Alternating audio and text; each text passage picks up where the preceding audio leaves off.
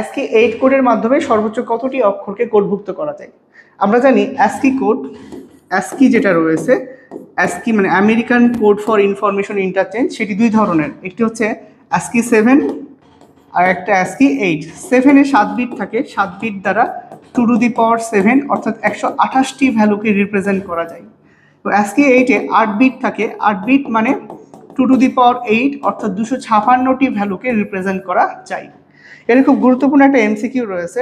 এই যে আমরা 128টির কথা বলছি, এই 128টির মধ্যে প্রতীকের জন্য এবং যান্ত্রিকের জন্য ব্যবহার করার একটা লিমিটেশন আছে। যেমন যান্ত্রিক কাজের জন্য ব্যবহার করা হয় 32টি অঙ্ক এবং প্রতীকের জন্য ব্যবহার করা হয় 96টি। কতটি? 96টি। সো 96 এবং 32 সর্বমোট কতটি? 128টি। তো আশা করি তোমরা বুঝতে পারবা। এরকম প্রশ্ন তোমরা একটু সামনে পাবা। আমরা পরবর্তী পয়েন্টে যাই। তাহলে ASCII 8-এর মাধ্যমে কতটুকু কোডভুক্ত করা যায়? 256টি। কতটি? 256টি। ওকে, সো নেক্সট কোশ্চেন, UTF-8